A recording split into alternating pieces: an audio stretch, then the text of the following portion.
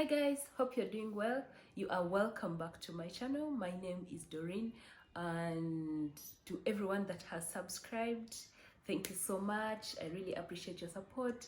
Those who haven't subscribed, I noticed that there are very many people who watch the videos but have not subscribed. So I want to tell you, I want to inform you that subscribing is free. They don't charge you anything. You just hit the red button. It is down here. You just hit it and then you have subscribed. You're not charged anything. It just supports my channel. A big thank you to each and every person that is watching my videos and enjoying them. Those who are engaging me in the comment section, I'm super excited about that. I'm always looking forward to comments from people so that I can see what they're telling me. In today's video, I'm going to tell you a story of how I started saving from campus, right from campus. So I come from a family where you don't put some things on the shopping list, like you get them yourself. I know very many of you relate to that. So some of the things that you would want, which were like luxuries, of course, on the shopping list, some of the things that you would want, you'd have to get them yourself. So I had always wanted a hoofer, you know, those small hoofers, which like one big hoofer and then the small ones, they're the ones for campus. Yeah, you know, watching a movie on a laptop without sound effects, like, you know, you don't really feel the movie. So I really wanted hoofers.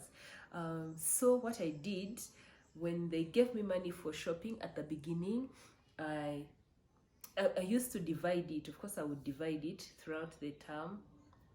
No, not money for shopping, like upkeep. I would divide it throughout the term, throughout the semester. Throughout the semester. Yeah, since I wanted at the end of that semester, I wanted to have gotten money to be able to buy a hoofer. So I went to town, found out how much that hoofer that I want is, so that it could help me save towards, like, to save the right amount of money towards the hoofer. Yeah, so I started saving.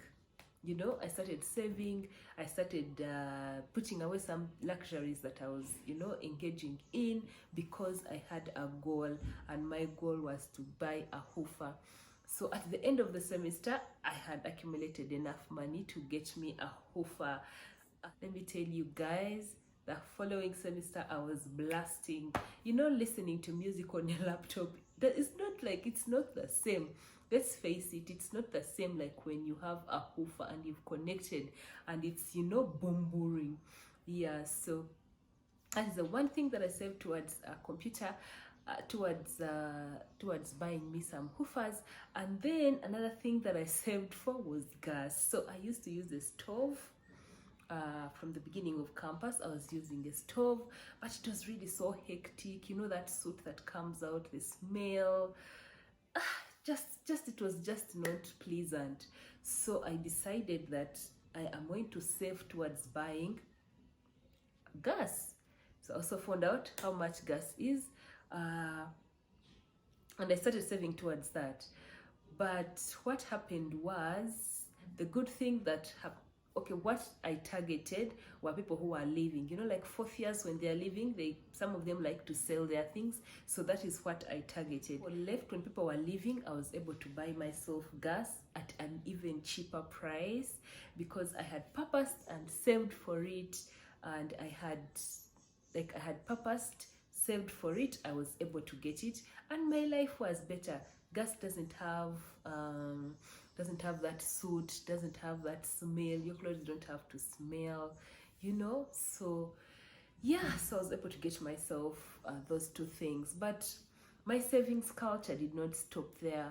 I remember when we started working as a group, would plan for trips. So for example, let me say, like, the first trip I went for out of the country was to Kenya, Masai Mara. Yeah, so what we did, we planned that in December, okay, the plan was, let me say the plan was in Feb. We said in December we are going to Masai Mara. So throughout the whole year, you are saving, you're putting aside some money to enable you go for that trip. So the savings culture actually continued, it has grown. The things that you nurture when you are young can actually grow. Yeah, so that is my story. I hope you enjoyed.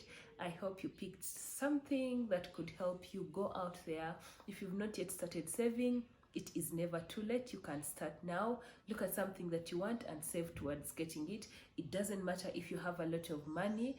Savings is a discipline. Someone who has 1,000 can have a savings discipline better than someone actually who has 10 million, you know. Yeah, so savings is a discipline that you have to develop early on in life to help you get the things that you want, to help you achieve the future that you want. So you have to develop a savings culture.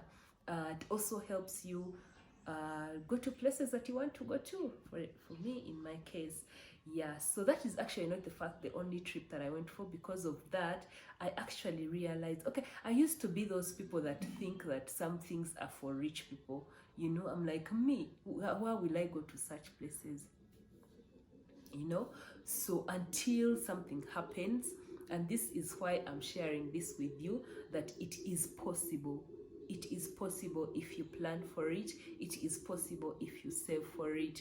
There are very many people that don't travel because they think travel is expensive. If you plan and save for travel, you will be able to travel. That is my story of how I saved. I hope you have learned something.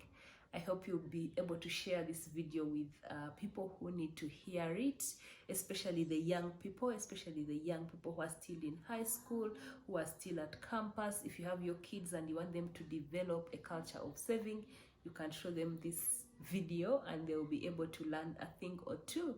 Or even an old person, or even us, the old people, they will be able to learn a thing or two. Thank you so much for watching my video.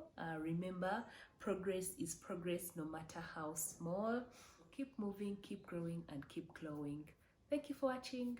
Bye.